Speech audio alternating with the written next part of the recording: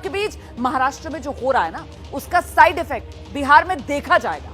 BJP नेताओं के हौसले बुलंद हैं और इसी तरीके के बयान जो बीजेपी नेताओं की तरफ से दिए जा रहे हैं। बिहार के पूर्व डिप्टी सीएम हैं, सांसद हैं सुशील मोदी, उनकी तरफ से कहा जा रहा है बिहार में भी महाराष्ट्र जैसे हालात बन सकते हैं। जेडीयू के अंदर भारी असंतोष है।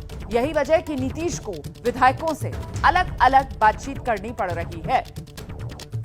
जेडीयू के विधायक न राहुल गांधी को नेता मानेंगे, न तेजस्वी यादव को। यह विद्रोह का कारण बन सकता है, ये आंकलन है बीजेपी सांसद सुशील मोदी का। कह रहे हैं महाराष्ट्र में जो हुआ वो बिहार में भी होगा। जेडीयू के भीतर भारी असंतोष। हम सीधे आपको लिए चलते हैं। मेरे साथ मेरे सहयोगी प्रकाश कुमार मौजूद हैं और प्रकाश कुमार के साथ मौजूद हैं एलजेपी रामविलास पासवान धड़े के नेता चिराग पासवान। जरा बात कीजिए चिराग पासवान से और जानिए चिराग पासवान जो महाराष्ट्र में हुआ, क्या उसको बिहार में होता हुआ देख रहे हैं?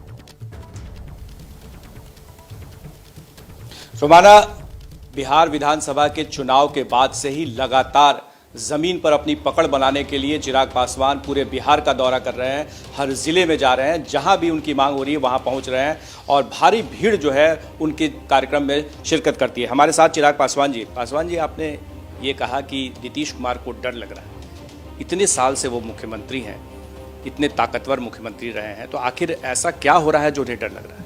इतने साल से वो मुख्यमंत्री हैं, पर इतने कमज़ोर मुख्यमंत्री इससे पहले कभी नहीं रहे। जिस तरीके से आज उनकी पार्टी बिहार में तीसरे नंबर की पार्टी बनी है, इतने कमज़ोर परिस्थिति में इससे पहले मुख्यमंत्री नीतीश कुमार जी कभी नहीं रहे। पर बहरहाल, मैंने क्यों इस बात को कहा कि उनको डर लग रहा है, जिस तरीके से वो अपने विधायकों को, अपने सांसदों को बुला कर वो बातचीत कर रहे हैं, भाई स्वाभाविक है ये डर लगना।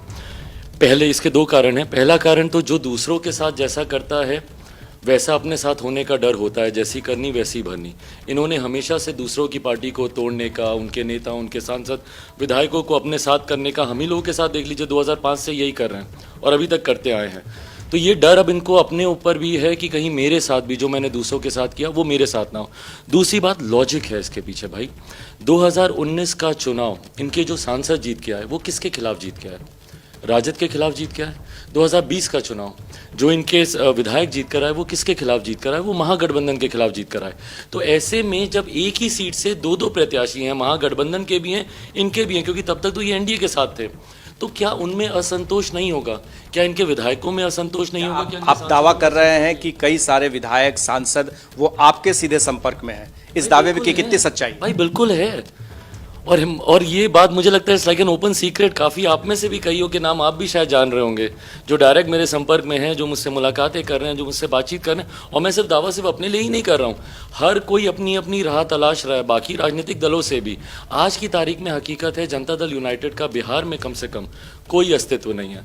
मुख्यमंत्री नीतीश कुमार जी के खिलाफ जितना आक्रोश है और इनके जनप्रतिनिधियों को जो इनकी पार्टी से चुन के आए, विधायकों, सांसदों, सुना है कि मुख्यमंत्री जो 1-to-1 मुलाकात कर रहे हैं सांसदों से, विधायकों से, उनमें से कुछ लोगों को यह भी कहा है कि क्या आप अपनी चिराग पासवान के पास जा रहे हैं, क्या बीजेपी के पास जा रहे हैं? ऐसी सूचनाएं मिली है, क्या ये सच्चाई? संभवतः जरूर पूछा गया होगा, क्योंकि मुख्यमंत्री जी इतना तो सूचना तंत्र उनका स्ट्रांग है ही कि ये जानकारी उनके पास होगी कि कौन कौन से सांसद, विधायक या उनके पार्टी के नेता। और जिस तरीके से एक के बाद एक उनकी पार्टी में टूट तो हो ही रही है भाई। उपेंद्र जी निकल गए, उनके गठबंधन से मांझी जी निकल गए, आरसीपी जी जो उनके लेफ्ट राइट हैंड होते थे, जो सारा उनका देखते थे, वो निकल गए। तो पार्टी तो उनकी कमजोर होती जाएगी। क्या इस बारे में, क्योंकि बीजेपी भी दावा कर रही है कि उनके भी संपर्क में बहुत सारे जेडीयू के विधायक हैं, सांसद हैं, तो क्या इस बारे में आपकी बीजेपी से कोई बातचीत हुई है? क्या आप लोग साथ उन्हें लेने की कोशिश कर रहे हैं? भाई इस विषय पर मेरी कोई बीजेपी से, मैं कभी बहुत ज़्यादा पक्षधर इस बात का रहा नहीं हूँ। हाँ, जो लाइक माइंडेड लोग हैं, जो मेरे लिए जो बिहार फर्स्ट, बिहारी फर्स्ट में जो विश्वास रखेंगे, मैं ज़रूर उनका मैं स्वागत करूँगा। बट कोई रणनीति के तहत या षड्यंत्र के तहत कि भाई इनकी पार्टी को तोड़ना है, इस सोच से मैं आगे नहीं बढ़ रहा हूँ। एक सवाल उठ रहा है कि महाराष्ट्र में जो कुछ भी हुआ है उसका खेल जो है वो बिहार में भी हो सकता है। नीतीश कुमार की पार्टी को आप क्यों इतना कमज़ोर पा रहे हैं? आखिर क्या ऐसी वजह है कि नीतीश कुमार की पकड़ इतनी मजबूत नहीं रहेगी जैसा कि आप कह रहे हैं? लेकिन उनका दावा है कि ये लोग कमज़ोर हो चुके हैं, ये लोग को पता नहीं, ये प्रयोगशाला बना चुके हैं महाराष्ट्र को और यही पूरे देश में दोहराना चाहते हैं। भाई मुख्यमंत्री नीतीश कुमार जी की पार्टी क्यों कमज़ोर हुई, उसका सीधा और सीधा उसका जवाब है क्योंकि जनता के बीच उनका विश्वास वो खो चुके हैं। भाई 2020 में ही जनता ने उन्हें नकार दिया था। अगर नहीं नकारती तो उनको तीसरे नंबर की पार्टी नहीं बनाती, आधे से ज़्यादा प्रत्याशी उनके चुनाव नहीं हारते। आज जिस मंच पर मुख्यमंत्री जाते हैं वहाँ पर उनका विरोध होता है। और मुख्यमंत्री जिस तरीके से लाठी को हर समस्या का समाधान बनाने के लिए उन्होंने इस्तेमाल करना शुरू किया है, छात्र हों, शिक्षक हों, अभ्यर्थी हों, मुझे बताइए ना कौन सा ऐसा वर्ग है जिसकी नाराज़गी मुख्यमंत्री नीतीश कुमार जी और उनकी नीतियों से नहीं है। शराबबंदी कानून उन्होंने बनाया, वो विफल हुआ।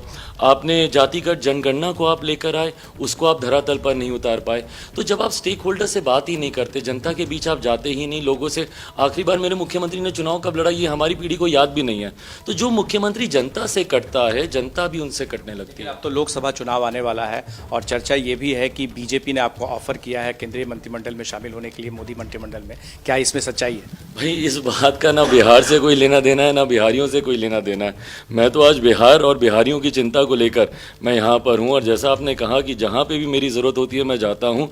कौन मंत्री बन रहा है, नहीं बन रहा है, ये मेरी प्राथमिकताओं में। आपसे तो लेना देना है क्योंकि केंद्र में मोदी मंत्रिमंडल में आप आएंगे तो आप शायद ज़्यादा काम कर पाएंगे। ईमानदारी से मुझसे भी कोई ज़्यादा लेना देना है नहीं। मैं संघर्ष के रास्ते पे चल रहा हूँ, मजबूती से अपना काम कर रहा हूँ, वही मेरी प्राथमिकता। आप किस गठबंधन में अभी?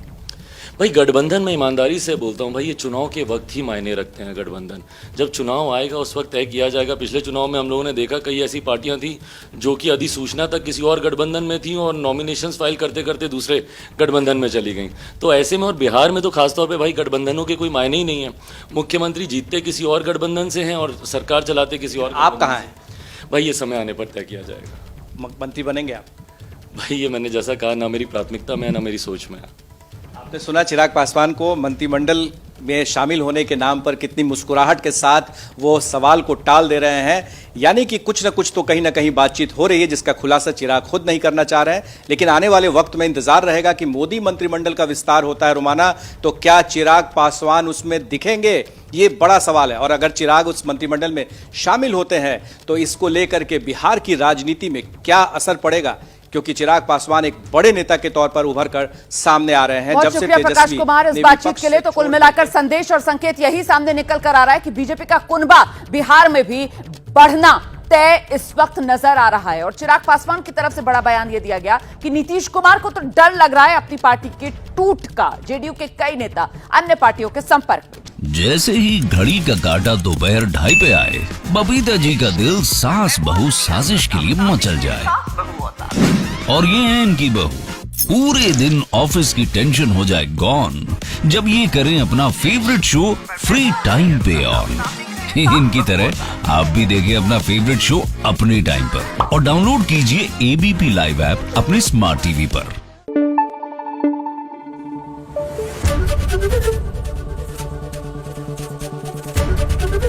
एबीपी न्यूज आपको रखे आगे।